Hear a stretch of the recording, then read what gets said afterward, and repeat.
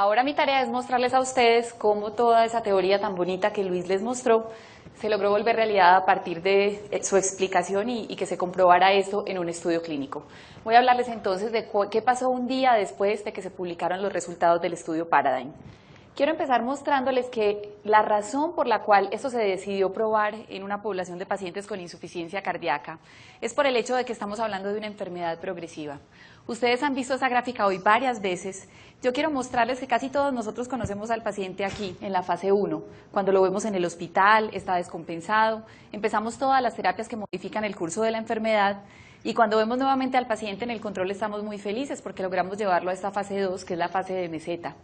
Pero se nos olvida que este paciente rápidamente va a progresar y va a empezar a hacer este curso de la enfermedad donde cada vez va a tener descompensaciones más frecuentes y finalmente va a llegar a un momento en el cual vamos a tener que tomar decisiones muy difíciles, como si ese paciente es candidato a trasplante, asistencia o si es candidato a cuidados paliativos, como lo vieron en el día de hoy.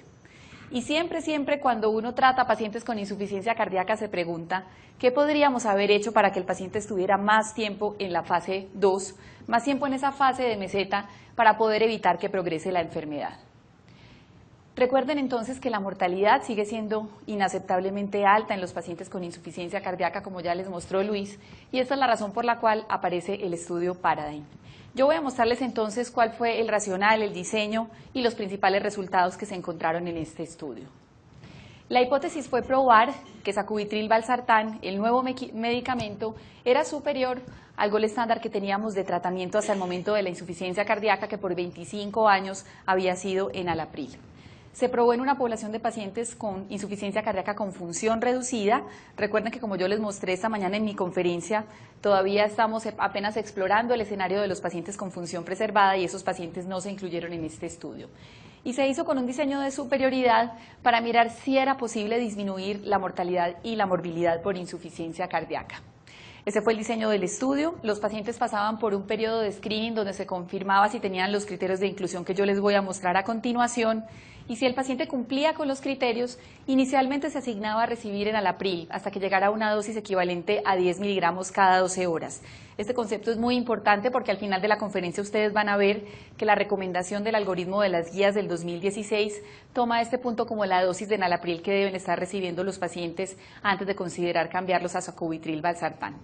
Después de que estábamos seguros que el paciente toleraba el enalapril, teníamos 36 horas en las cuales el paciente no recibía ninguno de los dos medicamentos para evitar el riesgo de angioedema y posteriormente se asignaban a recibir sacubitril/valsartán y cuando estábamos seguros que el paciente toleraba 200 miligramos cada 12 horas se asignaba a un brazo de sacubitril/valsartán o a enalapril de forma aleatoria. Estos eran entonces los criterios de inclusión, eran pacientes adultos, clase funcional 2 a 4.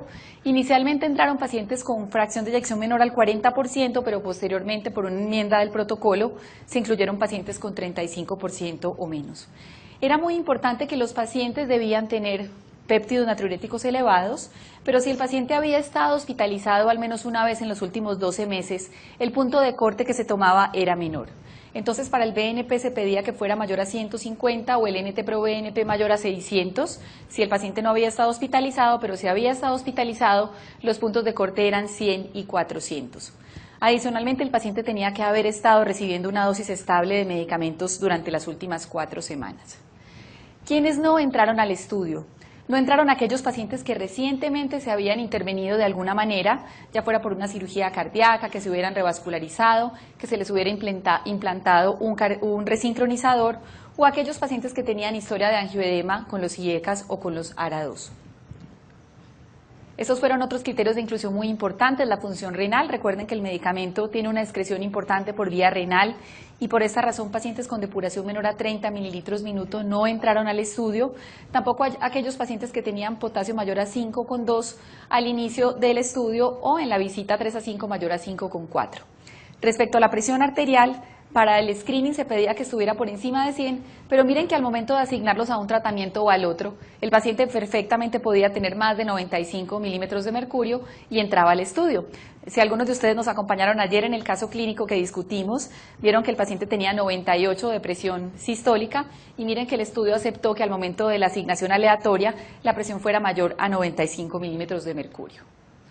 ¿Cuál era el objetivo primario? El objetivo primario era demostrar que sacubitril/valsartán era superior a enalapril en una población de pacientes que tenían todo el tratamiento óptimo y estándar de la insuficiencia cardíaca recomendado para este momento y mirar cuál era su efecto en retardar el tiempo hasta la aparición de la muerte o la presencia de hospitalizaciones por insuficiencia cardíaca.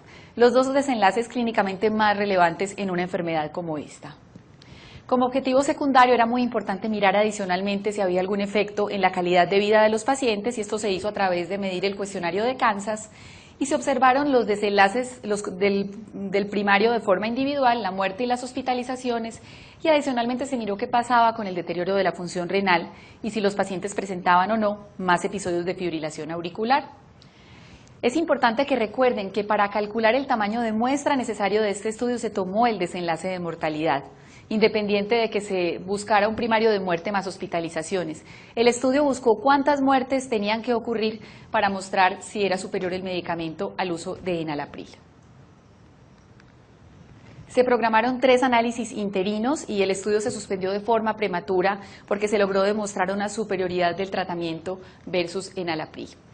Y se hicieron también algunas consideraciones muy importantes de seguridad. Este estudio vigiló especialmente cuál era la frecuencia de hipotensión, deterioro de la función renal y desarrollo de hipercalemia.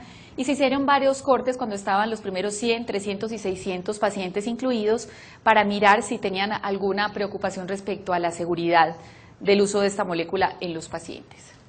Miren qué tan bien tratados estaban los pacientes del estudio Paradigm. Y yo quiero resaltarles este punto, porque si ustedes revisan estudios en insuficiencia cardíaca, como por ejemplo los estudios de dispositivos, ustedes se llevarán sorpresas tan grandes como que el porcentaje de pacientes que recibía betabloqueadores era 70%. O ustedes encontrarán otros estudios donde había un uso muy bajo de inhibidores de la ECA, mientras que en este estudio miren cómo el 92% de los pacientes en enalapril, el 93% en sacubitril/valsartán estaban recibiendo betabloqueadores. El uso de IECAS o ARA2, claro, todos tenían que estarlo recibiendo para poder ingresar al estudio, y el uso de los antialdosterónicos fue 57% en el grupo de enalapril y 54% en el uso de sacubitril/valsartán. Y ustedes se preguntarán por qué todos no estaban recibiendo el antialdosterónico. Recuerden que este estudio empezó a reclutar pacientes en el 2009 y en esa época no teníamos la evidencia del estudio énfasis, que fue el que nos mostró que en los pacientes clase 2 había beneficio de la eplerenona.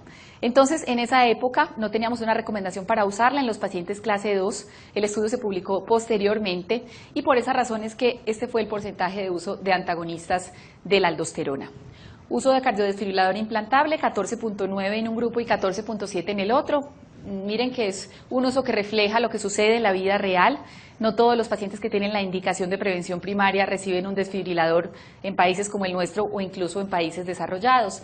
Y el uso de terapia de resincronización cardíaca similar en los dos grupos. Ahora quiero mostrarles los resultados del estudio. Hablamos de un desenlace primario combinado de muerte y de hospitalizaciones. Miren cómo fue significativamente menor en el grupo de pacientes que recibió sacubitril/valsartán. Adicionalmente, la muerte por causas cardiovasculares también fue significativamente menor, el tiempo hasta la primera hospitalización por insuficiencia cardíaca y a su vez la muerte por todas las causas y los pacientes tuvieron una mejoría en su clase funcional medida por el cuestionario de Kansas.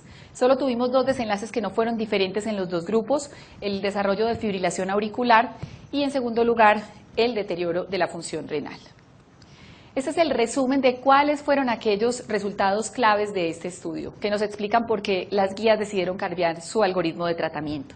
Reducción de muerte cardiovascular 20%, reducción de muerte general 16%, es necesario tratar a 21 pacientes para evitar una muerte más una hospitalización y a 32 pacientes para evitar una muerte de causas cardiovasculares. Esta es una forma gráfica de mostrarles cómo se comportó la muerte durante el tiempo, el desenlace primario y adicionalmente las hospitalizaciones y la muerte por cualquier causa. Como ustedes pueden ver, el efecto se sostiene durante el tiempo de seguimiento de los pacientes en el estudio. Miremos ahora los desenlaces de seguridad que son tan importantes. Saber qué tan bien tolerada fue la medicación. Ya les habíamos mencionado que la hipotensión era uno de esos desenlaces claves que el estudio quería vigilar. Miren ustedes cómo se observaron más casos de hipotensión en el grupo asignado a sacubitril/valsartán, pero aquella que fue menor a 90 milímetros de mercurio solo fue 2.7 en este grupo y 1.4 en el grupo de enalapril. y cuando analizaron qué pacientes necesitaron suspender el tratamiento por causa de hipotensión, no fue significativamente diferente en los dos grupos. La elevación de la creatinina mayor en el grupo de pacientes que estuvo asignado a recibir enalapril y al igual la elevación del potasio. Los pacientes que recibieron enalapril presentaron con mayor frecuencia hipercalemia. ¿Qué sucedió con la presencia de angioedema? Como pueden ver, la tasa de eventos fue muy baja y no fue diferente en los dos grupos, en el grupo asignado a enalapril versus el grupo que recibió sacubitril/valsartán. Y aquellos casos que se presentaron no fueron severos y no necesitaron intervenciones avanzadas para manejo de la vía aérea. Si miramos qué significa ese número necesario a tratar para evitar una muerte que yo les mostré en una perspectiva de los otros estudios de insuficiencia cardíaca, ustedes pueden ver que es un número necesario a tratar que es muy similar al del estudio énfasis, el estudio de Plerenona en pacientes con insuficiencia cardíaca en clase 2. Si lo comparamos con estudios más viejitos como el estudio US Carvedilol 22 versus 35, el SOLT Treatment 23, y si lo comparamos con algunos estudios de dispositivos, vemos cómo se observa una gran diferencia respecto a cuántos pacientes es necesario tratar para evitar una muerte. Y ustedes pensarán, bueno, ¿y por qué no se comparó versus placebo el medicamento? Recuerden que en este momento del tratamiento histórico de la insuficiencia cardíaca, no es ético dejar a una población de pacientes sin recibir inhibidores de la ECA. Cuando uno no tiene la posibilidad de hacer una comparación directa, puede hacer una comparación indirecta. Y esto se le ocurrió a los investigadores del estudio Paradigm y tomaron los grupos de placebo de otros estudios más viejitos como el SOLT y como el CHARM, sumaron esos datos e hicieron una comparación indirecta con el grupo que estuvo asignado a sacubitril/valsartán.